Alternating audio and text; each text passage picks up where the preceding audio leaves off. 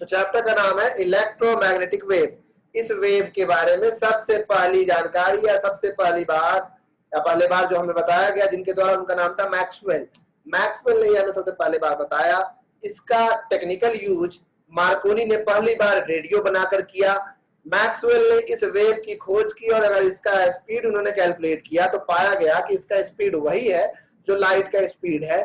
और इसी के बाद ये फेनोमेनन भी लोगों को पता चला कि अच्छा, लाइट भी एक तरह का इलेक्ट्रोमैग्नेटिक वेव है। अब तक आप पीछे के चैप्टर में इतना समझ चुके थे, याद होगा जब आपको हम इलेक्ट्रोमैग्नेटिक इंडक्शन पढ़ा रहे थे, उसमें आपको हम ये भी पढ़ाए थे कि ईएमएफ कितने तरीकों से इंड्यूस किया जा सकता है, जिसमें एक तरीका था कि लूप को मोशन में ले आइए मैग्नेटिक फील्ड में, तो उसमें वोल्टेज या करंट पैदा होगा, तो आप कहते थे इसका नाम मोशनल ईएमएफ। लेकिन एक और तरीका था जिसमें मैग्नेटिक फील्ड अगर चेंज हो रहा है समय के साथ, तो बदलता हुआ मैग्नेटिक फील्ड एक खास तरह का फील्ड यानी इलेक्ट्रिक फील्ड पैदा करता है। ये इलेक्ट्रिक फील्ड का जो फोर्स होता है वो नॉन इलेक्ट्रोस्टैटिक होता है। याद आया? उस समय आपको हम बोले थे कि इलेक्ट्रिक फील्ड दो तरीकों से पैदा हो सकता है। एक तरीका है चार्ज के द्वारा और दूसरा तरीका है एक बदलता हुआ मैग्नेटिक फील्ड भी इलेक्ट्रिक फील्ड पैदा कर सकता है। फिर से सुनिएगा, यहां से सुनिएगा, कान से नहीं। वेरिंग मैग्नेटिक फील्ड, एक बदलता हुआ मैग्नेटिक फील्ड। मान लो कहीं मैग्नेटिक फील्ड लिखा हुआ है 5t टेस्ला, 5t मतलब टाइम बदलेगा तो फील्ड बदलेगा। तो एक बदलता हुआ मैग्नेटिक फील्ड इलेक्ट्रिक फील्ड पैदा कर सकता है, इंड्यूस कर सकता है। तो मैक्सवेल के दिमाग में ये आया कि क्यों नहीं एक बदलता हुआ इलेक्ट्रिक फील्ड भी मैग्नेटिक फील्ड नहीं प्रोड्यूस कर सकता। फिर से बोलते हैं, एक बदलता हुआ मैग्नेटिक फील्ड अगर इलेक्ट्रिक फील्ड पैदा कर सकता है, तो क्या एक बदलता हुआ electric field magnetic field produce नहीं कर सकता? तब तक बस लोग को यही पता था कि करंट है तो करंट के चलते मैग्नेटिक फील्ड है, लेकिन इलेक्ट्रिक फील्ड भी मैग्नेटिक फील्ड पैदा कर सकता है ये तो बिल्कुल कोई नहीं सोचा था। उसी सोच के जरिए इलेक्ट्रोमैग्नेटिक वेव का जन्म हुआ। इसके जन्म से पहले लोगों को इतना पता था कि एक बदलता हुआ मैग्नेटिक फील्ड एक इलेक्ट्रिक फील्ड पैदा कर सकता है, लेकिन मैक्सवेल ने लोगों को यह सोचने पर मजबूर करना चाहा कि एक बदलता हुआ इलेक्ट्रिक फील्ड भी मैग्नेटिक फील्ड प्रोड्यूस कर सकता है। ठीक है, इस इलेक्ट्रोमैग्नेटिक वेव को समझने से पहले हम यहाँ पे एक छोटा सा एक्सपेरिमेंट करने जा रहे हैं, बोर्ड पे लाइवली नहीं, जो आपको समझने में आसानी देगा। ये क्या है? मान लीजिए ये चैप्टर पूरी तरह से भाषण पे भी है, ये सीख गए, बोर्ड एग्जाम तक ये चैप्टर आपके दिमाग से कोई नहीं निकाल पाएगा जो हम मेन स्टार्टिंग बता रहे हैं। अभी ध्यान नहीं गया, अभी कुछ और चीज पे ध्यान देते हुए मैं बात सुन रहे हूँ, तो पूरी तरह से यहाँ से जा रहा होगा, यहाँ पे नहीं जा रहा होगा। कोशिश कीजिए, समझिएगा। ये कैपेसिटर है, ये धीरे धीरे चार्ज हो रहा है और इधर साइड माइनस। एनसीईआरटी में भी इसी स्टाइल समझाया, उसी को समझना है। हर किताब इसी स्टाइल में समझाया, ये बहुत अच्छा स्टाइल है। मान लो इसको आपने चार्ज किया, बैटरी लगा के ये चार्ज हो रहा है, ठीक है, अल्टरनेटिंग सोर्स ऑफ बैटरी है, चार्ज हो रहा है। अब यहाँ पे करंट जा रहा है आई। इस करंट के चलते आपको पता है किसी भी पॉइंट पे जब कहीं भी वायर में करंट हो तो उसके आसपास मैग्नेटिक फील्ड पैदा होता है। इलेक्ट्रिक करंट क्या प्रोड्यूस कर सकता है? Magnetic field. तो मान लो पी पॉइंट पे आपको, जो इससे आर दूरी पे है, स्मॉल आर, पी पॉइंट पे आपको मैग्नेटिक फील्ड पता करना है। बात करते हैं पी पॉइंट पे क्या पता करना है? Magnetic field. तो हम लोगों ने एक लॉ पढ़ा, उसका नाम है amperes circuital law. Ampere's law कहता है कि जिस पॉइंट पे मैग्नेटिक फील्ड निकालना है उसको लेके आप क्लोज कर दो, एक क्लोज लूप बना दो। तो हम चाहते हैं to find magnetic field at P. हम चाहते हैं पी पॉइंट पे क्या पता करना? Magnetic field. पी पॉइंट को लेते हुए हमने एक सर्कुलर क्लोज लूप बनाया। तो हम यहाँ पे अब यूजिंग कौन सा law? Ampere's law, amperes circuit law. उम्मीद है कि आप सभी लॉ याद रखे होंगे। एम्पियर्स लॉ क्या होता है भाई? एम्पियर्स लॉ होता है किसी भी पॉइंट को लेकर जब आप बनाते हैं तो closed integral B dot dl is equal to mu naught times I। I में वो करंट जो लूप को पेनिट्रेट करके निकल रहा है बाहर, ऑब्वियस सी बात है, I करंट तो I ही निकलेगा यहाँ से।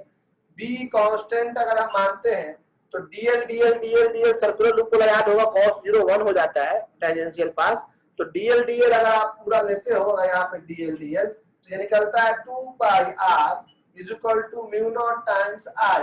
तो आप I मतलब वो करंट जो उसको पेनिट्रेट करके निकल रहा था इस लूप के अंदर, तो इसको पेनिट्रेट करके I निकल रहा है यहाँ पे I। तो ये हो जाएगा B equal to mu naught I by 2 pi R। ये आपको कुछ नया तो नहीं लगा, ये नॉर्मल सी बात है। B equal to mu naught I by 2 pi R। ये था आपका फिगर नंबर 1। तो मैक्सवेल ने यही कहा कि भाई अगर ऐसा है तो हम एक बार फिर से यही एक्सपेरिमेंट दोहराते हैं।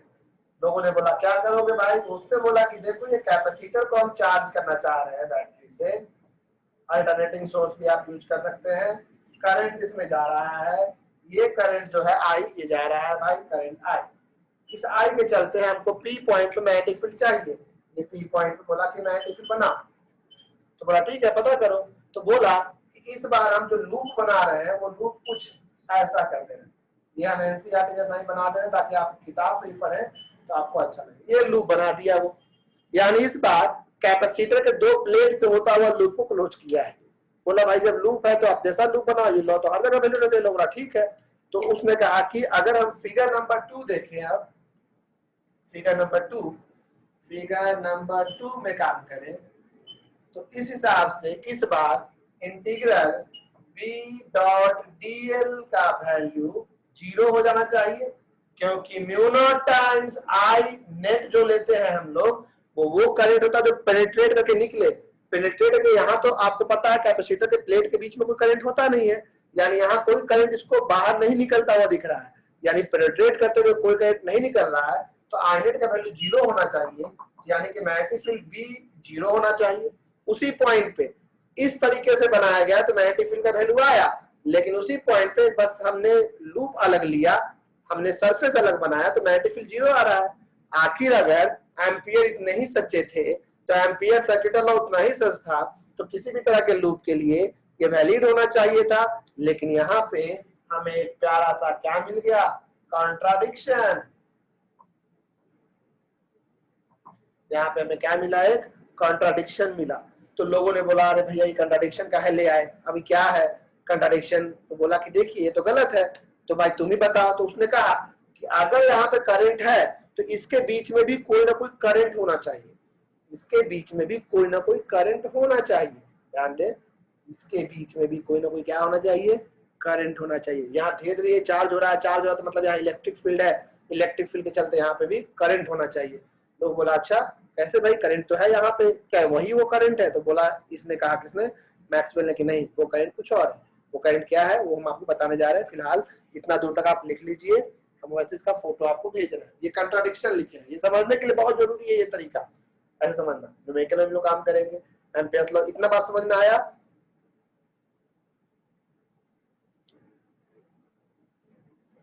सारिका चौरसिया तुम अभी ग्रुप ने ज्वाइन की हो? तब तो सारिका तुम ग्रुप नहीं ज्वाइन की हो, रुको भी हम भेज देते हैं लिंक, अभी ज्वाइन कर लो। 1 मिनट, कुछ बच्चों ने ग्रुप ज्वाइन नहीं किया है, इन लोग को लिंक चाहिए। मीटिंग ज्वाइन, मीटिंग कौन? मीटिंग तो ज्वाइन हो जाना चाहिए, कुछ फिर से ट्राई करो। 1 मिनट रुक जाइए भाई, बच्चों लोग को भेजो जो हमको। फिर से बता देते हैं, चिंता ना करें खुशी, दोबारा समझा देते हैं मधु। 1 मिनट।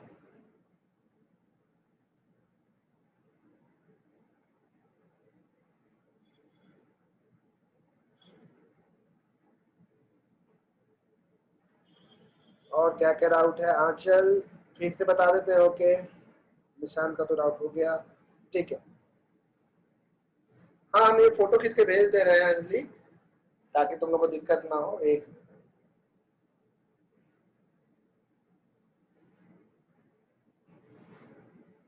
अभी हम दोनों ग्रुप में फोटो भेज दे रहे हैं, एक्टिव ग्रुप में भी और ब्राइट फ्यूचर ग्रुप। अभी हम ब्राइट में ही भेज रहे हैं, ब्राइट में सब लोग हैं ना एटलीस्ट, क्योंकि कई लोग उसमें जुड़े हुए हैं, अभी तक हमको मैसेज नहीं भेजे। नहीं भेजिएगा तो कैसे होगा? हम तो एक दिन बोले थे उस दिन लास्ट लिया आपको।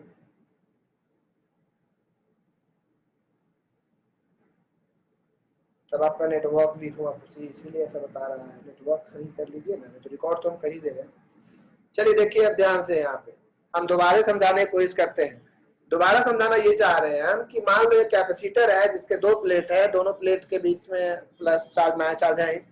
इसमें करंट आप दे रहे हो तभी ना चार्ज हो रहा है। करंट पूरा सर्किट बनाए नहीं है, अधूरा बनाए। पी पॉइंट पे आपको मैग्नेटिक फील्ड निकालना है। तो एम्पियर्स लॉ से किसी भी वायर में करंट है तो उस करंट के चलते मैग्नेटिक फील्ड होता है।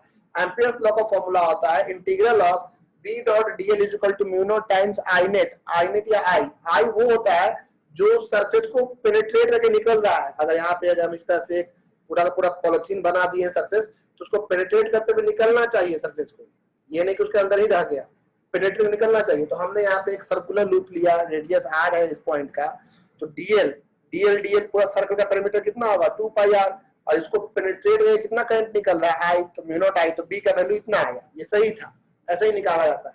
लेकिन मैक्सवेल ने कहा कि हम अगर सरफेस ऐसा ना लेके ऐसा टिफिन जैसा सरफेस घड़ा सरफेस ले ले, तो सरफेस ऐसा ले जिसका एक एंड कैपेसिटर के बीच में जाके एंड हो रहा है एक सरफेस, तो भाई करंट अंदर घुस तो रहा है लेकिन बाहर निकल नहीं रहा है, इधर से करंट तो होता नहीं है कैपेसिटर के अंदर। सब लोग यही बोलते थे कि प्लेट के बीच तो करंट होता नहीं है, यानी म्यू नॉट आई नेट हो जाएगा 0, तो ये B dot DL B into 2 pi R हो गए, तो ये 0 हो जाएगा, तो 0 बाई समथिंग 0 आ जाएगा, तो फील्ड तो 0 आ गया, और 0 आ गया मतलब कंट्राडिक्शन है। उसी पॉइंट पे अभी फील्ड था वही करंट, और उसी पॉइंट पर सरफेस ऐसा नहीं है तो फील्ड नहीं है, ये तो कंट्राडिक्शन है। ठीक है, तो इस कंट्राडिक्शन को जो भी लेट से ज्वाइन कर रहे हैं, जो भी लेट से ज्वाइन कर रहे हैं वो ध्यान से सुने, वो रिकॉर्डिंग जरूर देख लीजिएगा, इतना बात जो हम बोले हैं उसको हम अपलोड कर देंगे इसको। तो इस कंट्राडिक्शन को उन्होंने कैसे एक्सप्लेन किया वो सुनने जा रहे हैं हम लोग। ये मिटा रहे हैं हम, ये आपको भेज चुके हैं।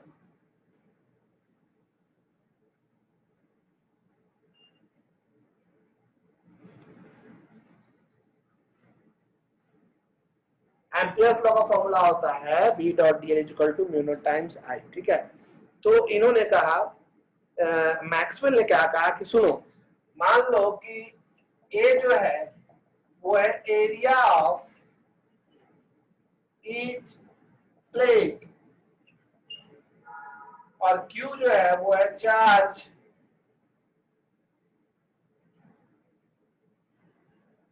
On each plate of the capacitor. A हो गया एरिया ऑफ ईच प्लेट, और क्यू जो हो गया वो charge on each plate of the capacitor हो गया। इतना तो कोई दिक्कत नहीं है, सबको समझ में आता है। सबको ये भी समझ में आता है कि कैपेसिटर के प्लेट के बीच में इलेक्ट्रिक फील्ड होता है। कौन सा फील्ड होता है? Electric field. Electric field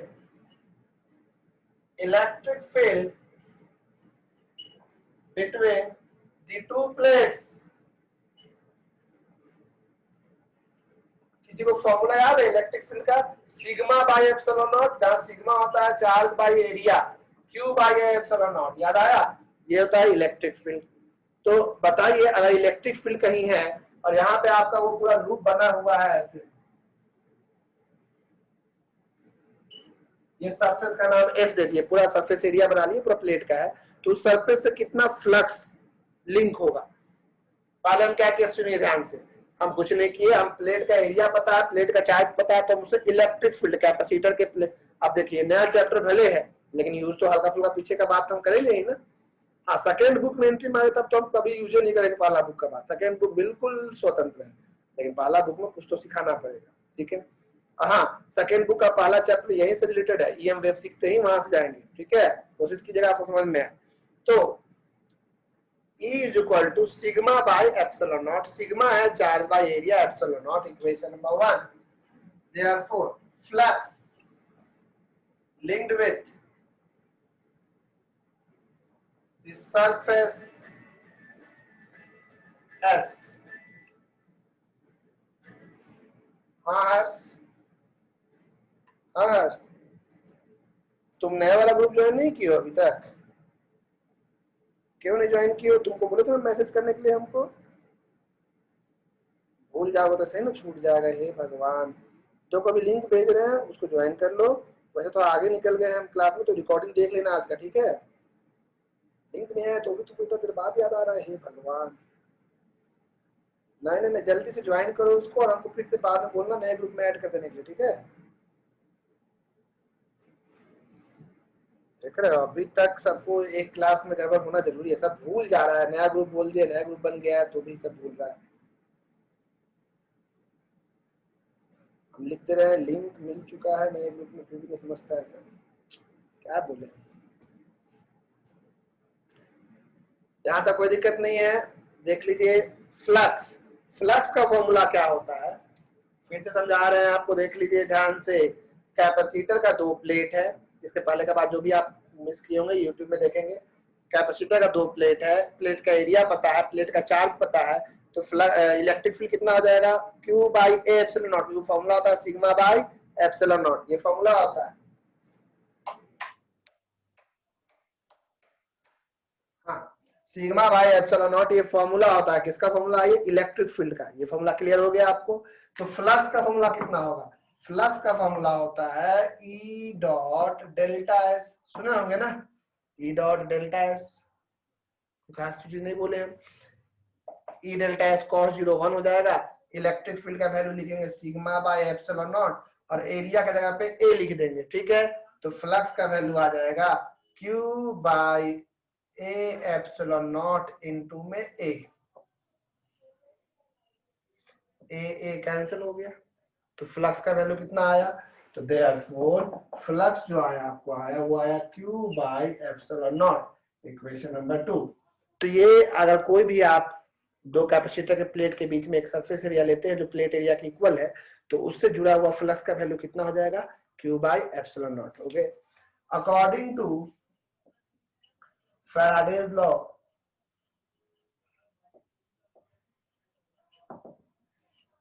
Faraday's law यहाँ तक देख लीजिए। यहाँ तक कोई कष्ट है, कोई समस्या है, प्लीज हमको बोलिए।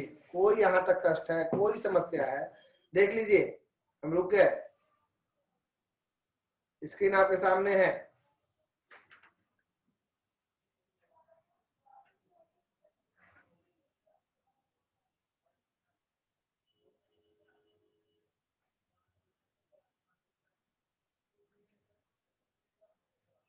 देख लीजिए, कहीं कोई दिक्कत, हम रुक गए हैं क्योंकि मैसेज अभी आया है कि भैया थोड़ा रुक जाइए, तो रुक गए हैं। लिंक ज्वाइन कर लीजिए।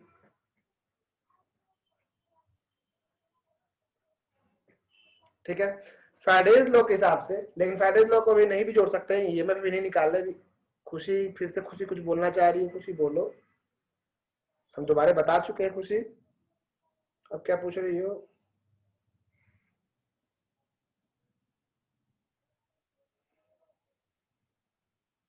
थोड़ा क्या बोलो खुशी, जल्दी बोलो। दो दो खुशी है क्योंकि बैच में एक खुशी रानी है, बाउंस जा रहा है ये खुशी रानी, ठीक है।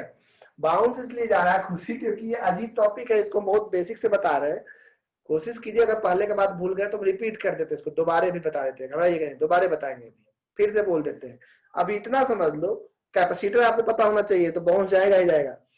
ये दो प्लेट है, फ्राइडे हटा दी है, ये दो प्लेट है, एक प्लेट को बैटरी के पॉजिटिव से, एक बैटरी के नेगेटिव से, एक पे प्लस चार्ज है, एक पे माइनस चार्ज है। हम एक ऐसा सरफेस बनाया है जो इसके अंदर से जा रहा है। अभी कैपेसिटर के बीच में इलेक्ट्रिक फील्ड का फॉर्मूला कितना होता है, sigma by epsilon not. Sigma क्या होता है, charge by area, Q by epsilon not. अब ये एक छोटा सा सरफेस एरिया जो है उससे फ्लक्स कितना होगा, इलेक्ट्रिक फ्लक्स का फॉर्मूला होता है E dot delta S. Electric field को एरिया से मल्टीप्लाई करो, छोटा एरिया है तो डेल्टा एस, तो यहाँ ओवरऑल एरिया कितना है, ए है ना, तो E डॉट ए ही लिख देते हैं, कंफ्यूजन है खत्म। E dot A, area vector का वैल्यू ए, इलेक्ट्रिक फील्ड का value sigma by epsilon not. Sigma का जगह पे हम क्या लिख सकते हैं, charge by area, Q by epsilon not. A cancel, तो फ्लक्स का वैल्यू तो लिखे Q बाई एप्सिलॉन नॉट, और तो कुछ नहीं। एक छोटा सा पॉइंट बताने के लिए इतना डिटेल में समझा रहे हैं ताकि आपको ये कभी भूले ना।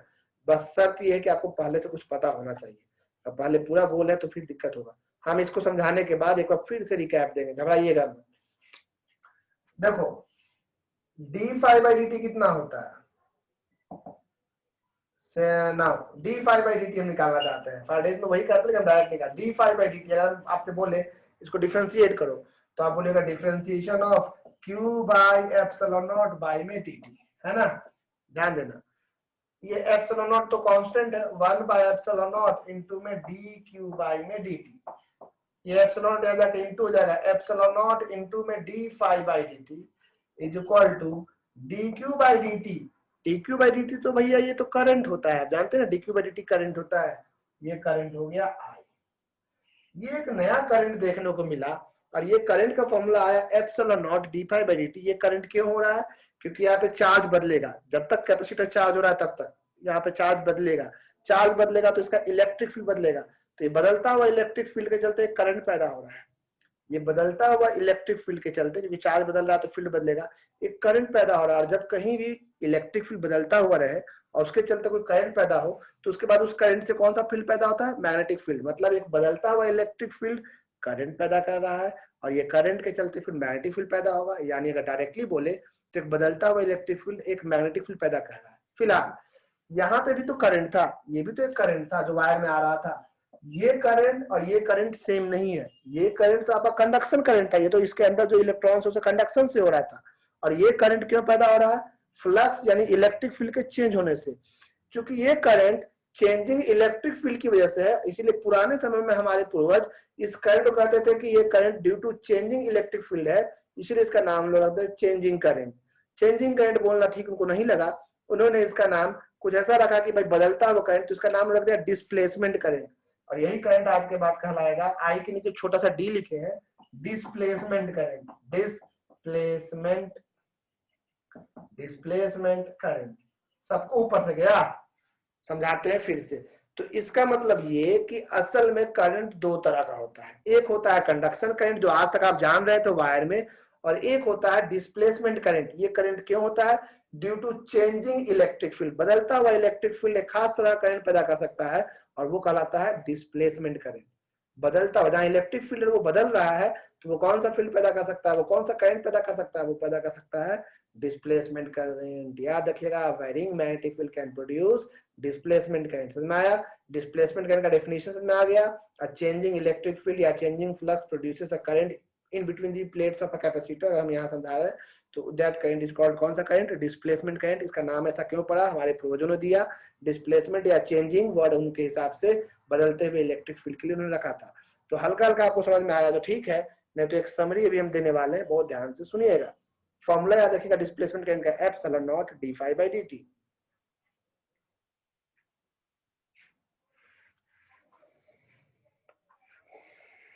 ठीक है, रिकॉर्ड कर लेना क्लास। हम बहुत लोग आज रिक्वेस्ट किए क्लास रिकॉर्ड करने के लिए। जो जो ग्रुप में ऐड नहीं हुए हैं वो हमसे प्लीज अलग से लिंक मांग लीजिएगा, हम उनको लिंक देंगे, वो लिंक से ज्वाइन हो जाएंगे। हम ऐड करना भूल जाते हैं, आपको लिंक भेज के ज्वाइन होना था, लिंक को ज्वाइन करके। अभी हम उसी ग्रुप में भेज दे रहे हैं, ब्राइट फ्यूचर वाले ग्रुप में भेज दे रहे हैं फोटोज, क्योंकि कई लोग ज्वाइन नहीं हुए हैं इसीलिए। तो अगर आप ये समझ पाए हैं तो ठीक है, नहीं समझ पाए तो एक बार और जरूर वीडियो देख लीजिएगा, आज हम अपलोड कर देंगे इसको याद से। लास्ट क्लास तो अपलोड नहीं किए हैं हम जानबूझ करके, न्यूमेरिकल था तो उसको क्या अपलोड करते हैं। अभी भी आप समझ लो, आप 50% फिजिक्स भी नहीं हुआ आपका बोर्ड के हिसाब से, अभी आप 40% में ही है। सेकेंड बुक ज्यादा लंबा है और उसका फिर से हमको इलेक्ट्रोस्टैटिक्स से फिर से रिवीजन देना है। और 40% इसलिए बोल रहे हैं कि आप अभी तैयार नहीं हुए बोर्ड के लिए, आपको क्वेश्चन देना, टेस्ट लेना या पूछना करना, फिर आप तैयार हो। बोर्ड दे रहे हो, 11th नहीं दे रहे हो अपने स्कूल का कि भैया पास होना है, अच्छा नंबर लाना, कि इससे करियर डिसाइड होता है। अच्छे कॉलेजेस नंबर देते हैं, अच्छी जगह पे एडमिशन होता है, लोग आपको उसी नजर से देखते हैं। तो थोड़ा ये बोर्ड है, बोर्ड के हिसाब से लगी है थोड़ा, ये नहीं कि जैसे तैसे पढ़ के निकल जाना। 11th नहीं है, जस्ट पास नहीं करना है, आपको फिर से समझा रहे हैं। अगर आप अभी भी, कुछ लोग मजाक में चल रहे हैं, आज क्लास करते हैं कल नहीं करते हैं, फिर ये फिर बोलते हैं कर लेंगे यूट्यूब से, कर लेंगे इससे, मेरा ही यूट्यूब से कर लेंगे, ये भी अगर आप बोलते हैं तो भी नहीं पॉसिबल है। बोल रहे हैं अंत में वीडियो साथ देख पाना पॉसिबल नहीं होता है, कुछ समझ में नहीं आता, बहुत अजीब लगता है, फिर भी आपको शौक है तो है। अभी आपको करंट का फॉर्मूला है epsilon naught D phi by D t. एक चेंजिंग इलेक्ट्रिक फ्लक्स करंट पैदा कर रहा है, और इस करंट का नाम क्या करंट पड़ा? बता दो क्या करंट पड़ा? इसका नाम डिस्प्लेसमेंट करंट। हम इस चैप्टर सबसे अंत में बताते हैं, जब बच्चे पूरा अच्छे से रिवीजन करके रखते हैं तो दिमाग में सब बात रहता है। अभी बाउंसर जा रहा है, कई लोग बोल रहे हैं, क्योंकि उनको कैपेसिटर भूल चुके होंगे, उनको पता नहीं चल रहा हो कहाँ पे एम्पियर सेकेंड लॉ ध्यान में नहीं होगा, हम यहाँ क्या कंट्राडिक्शन किए ये आपको समझ में नहीं आया होगा, तो दिक्कत आना है। इसीलिए तो इसको आराम से भी खत्म कर रहे हैं ऑनलाइन के समय ही, लंबा समय देके, नहीं तो हम अभी ऑप्टिक्स आपका शुरू हो जाना चाहिए था। तो ऑप्टिक्स हम शुरू करेंगे। ऑप्टिक्स 3 से क्लास के बाद ही चालू होगा, आपका ऑप्टिक्स चालू हो जाएगा। ऑप्टिक्स के बाद आपको बहुत आराम लगेगा, लेकिन उसका भी न्यूमेरिकल जब आएगा तो फिर वो आपको लगेगा बाउंसर हो रहा है। तो कोशिश कीजिए, एक फायदा आपको इसमें ये है कि 2-2 बार आप एक क्लास देख सकते हैं, एक बार सीधे और एक बार आप यूट्यूब में भी जाके इसको देख सकते हैं। तो 2 बार आप सेम चीज सुन सकते हैं, 2 बार क्या, उसमें कई बार सुन सकते हैं, वो आपको फायदा आप उठा सकते हैं। फिर से समझाने की कोशिश करते हैं और ये ध्यान से सुनिएगा।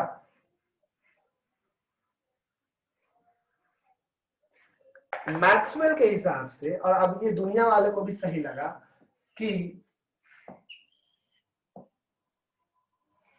अगर एक कैपेसिटर जो चार्ज हो रहा है और इसमें करंट जा रहा है आई, तो असल में इसमें दो तरह का करंट होता है। एक होता है IC, IC is for conduction current, conduction current, ये due to flow of charge. IC कौन सा करंट है? Conduction current. ये क्यों होता है? Due to flow of charge. अगर आप कुछ भी नहीं सीखे अभी तक कोई बात नहीं, यहां से अपने आप को सीखिए।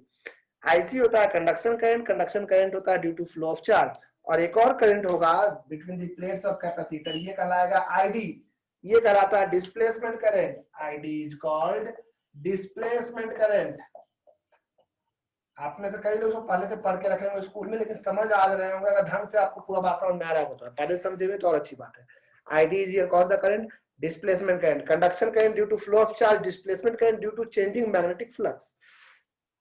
आईडी का वैल्यू अगर आपसे हम पूछेंगे तो आप बोलिएगा epsilon naught D phi by में dt, epsilon naught D phi by dt। एक बात समझ लीजिए, बाहर में यहाँ पे कंडक्शन करंट है लेकिन यहाँ पे डिस्प्लेसमेंट करंट जीरो है बाहर में।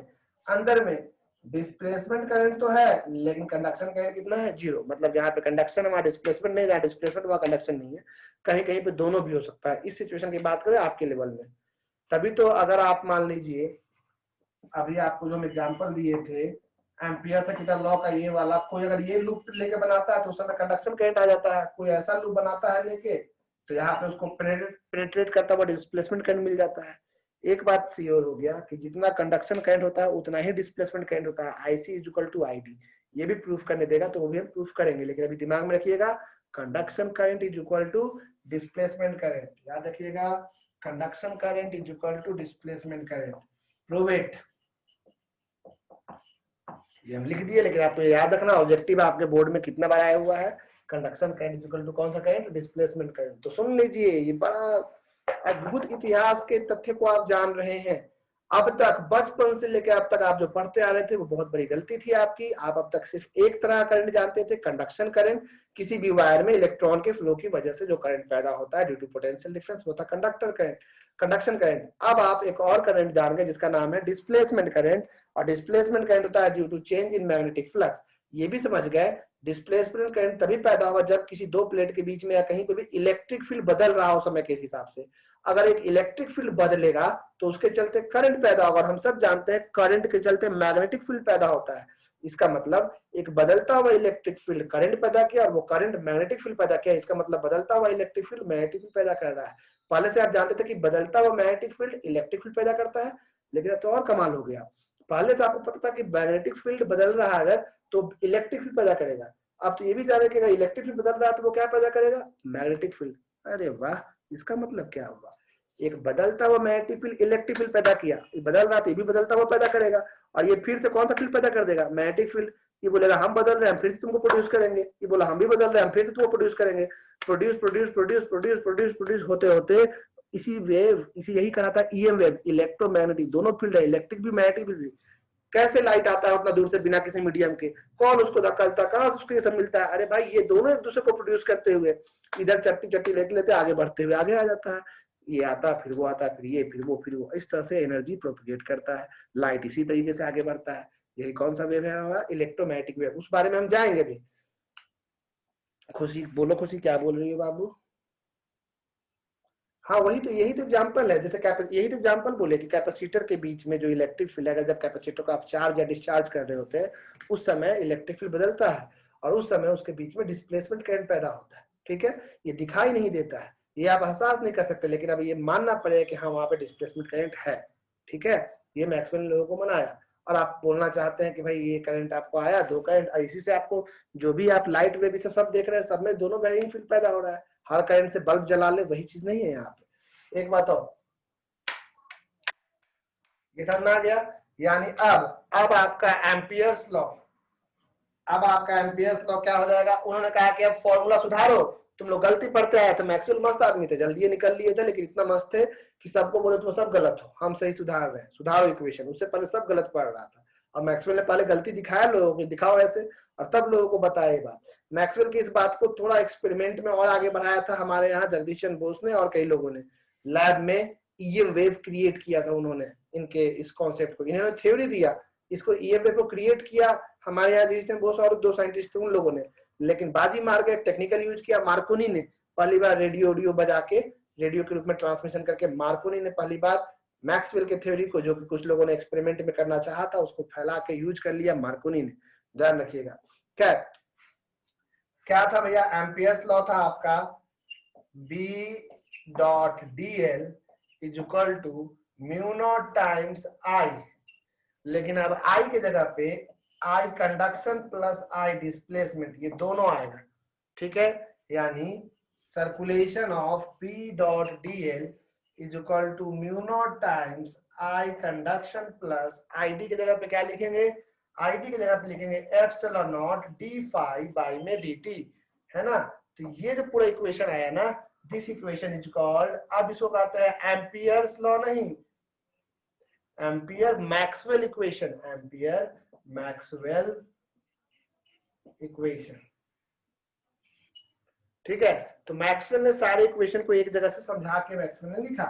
मैक्सवेल का इक्वेशन आप देखिएगा ना, तो मैक्सवेल का इक्वेशन 4 ही है, जो इक्वेशन पहले से आप जानते थे वही 4 इक्वेशन है मैक्सवेल के। देखिए वहां तक कोई दिक्कत नहीं, मैक्सवेल के वही 4 इक्वेशन जो आप पहले से जानते थे, उन्हीं को मैक्सवेल इक्वेशन के रूप में हम एक जगह लिखने जा रहे हैं। अब वो क्या है मैक्सवेल इक्वेशन, पहला नंबर आप जान वेट, पहला नंबर कोरोना नहीं है हमको, हाँ पहला था गॉस लॉ, याद है Gauss law, E dot d a is equal flux is equal to E dot d a, याद आ रहा है ना। पहला law E dot d a area is equal to Q by epsilon naught, याद आया, net charge by epsilon naught, ये formula. ये कहलाता है गॉस लॉ ऑफ इलेक्ट्रिसिटी, ये है नंबर 1, ये नंबर वन, ये याद रखिएगा सब लोग, this one is your Gauss law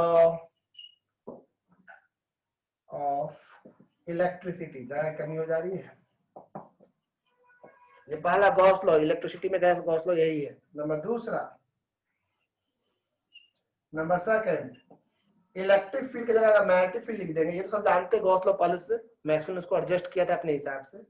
B dot d a is equal to 0, ये गॉस लॉ ऑफ मैग्नेटिज्म। अभी अजीब लग रहा हो कई लोग को, ये हम अभी नहीं पढ़ा है आपको। गॉस लॉ आप पढ़े हैं ना इलेक्ट्रोस्टैटिक्स में, E dot d s is equal to net charge by epsilon naught, ये गॉस लॉ। मैग्नेटिज्म में वो 0 क्यों हो जाता है ये हम बताएंगे, अभी फिलहाल याद है, ये हम पढ़ाए नहीं है, चैप्टर 5 याद है ना। क्योंकि नॉर्थ पोल साउथ पोल कभी भी आप अलग नहीं कर सकते हैं, तो नेट पोल स्ट्रेंथ हमेशा 0 होता है, इसीलिए फ्लक्स 0 होता है। तीसरा आपको फैराडे लॉ याद है, E डॉट डी एल, वही फैराडे लॉ, वही उस समय जो लिखा गया था, integral E dot D L induced EMF लिखते हैं ना, EMF is equal to D phi by D T minus में D phi by D T. तो जो ईएमएफ होता है वोल्टेज, वो तो इलेक्ट्रिक फील्ड इनटू डिस्प्लेसमेंट होता है, वही लिख रहे हैं हम। ये आपको है Faraday's law of magnetism, Faraday's law. और सबसे